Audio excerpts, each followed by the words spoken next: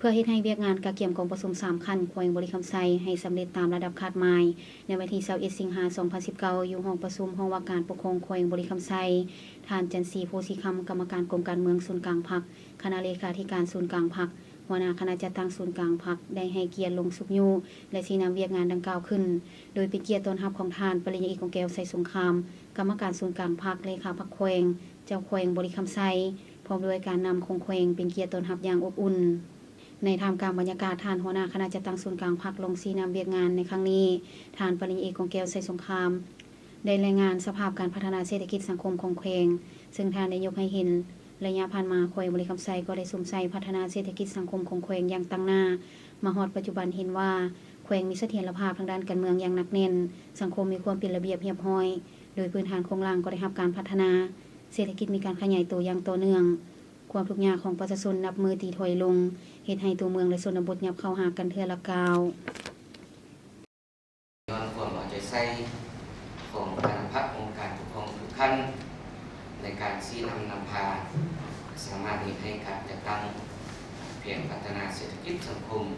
ส่วนหลายสามารถบรรลุตามแผนการที่วางไว้ซึ่งแสดงออกดังนี้แขวงได้ถือเอาเรื่องงานป้องกันศาสตร์ป้องกันความสงบนี้เป็นของทั่วกรุงศรีธรรมราชแขวงควรจะตั้งพันขยายยุทธศาสตร์ในการแก้ไข4 เทือนคนเทือนอาวุธเทือนรถเทือนและสินค้าเทือนและกระพวงจัดตั้งพันขยายผลของกองประชุมสัมมนาวิทยาศาสตร์ใน9 หัวข้อซึ่งมีหัวข้อที่1เป็นเรื่องงานป้องกันศาสตร์ป้องกันความสงบอันที่2เป็นเรื่องงานปัญหายาเสพติดอันที่3เป็นการตั้งสนามอันที่4เป็นอุบัติเหตุตามท้องถนนอันที่5เป็นการขัดขวางการปฏิบัติหน้าที่ของเจ้าหน้าที่อันที่6ปัญหาศาสนา7เป็นแก้ไขความทุกข์ยากอันที่8เป็นปัญหาที่ดินอันที่9เป็นการปรับปรุงอำนาจการปกครองคานบานเพื่อสืบต่อปฏิบัติบรรดาข้อคงคางและสิ่งท้าทายที่ยังบ่ทันบรรลุได้นั้นท่านจันทร์ศรีโพธิคำยังได้ให้เกียรติโอโลมและได้เน้นให้คณะบริหารงานพรรคแขวงบริคำไซจงได้สวมใส่เวียกงานกะเกี่ยมกองประชุม3คันให้ดำเนินไปเป็นกระบวนการอย่างฟดฟื้นเป็นของทั่วปวงชนกำหนดแผนยุทธศาสตร์ของการพัฒนาอย่างละเอียดถี่ถ้วนซึ่งจะเป็นบทอิงให้แก่การพัฒนาต่อไปการกะเกี่ยมเรื่องในกองประชุมใหญ่ทุกขับมันก็มีสัก1พอเกี่ยว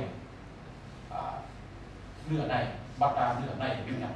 มันมีบทรายงานการเมืองนอกมันมีแผนพัฒนาและก็มีเอกสารสำคัญที่เสนอต่อกองประชุม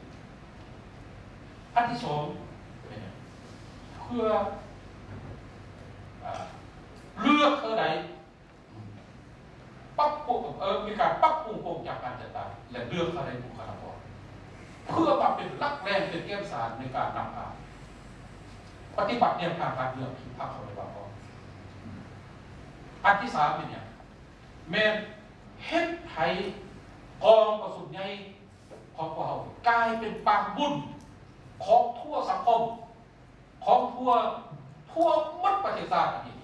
เพื่อผู้คนว่ายน้ำมาหากองประชุมใหญ่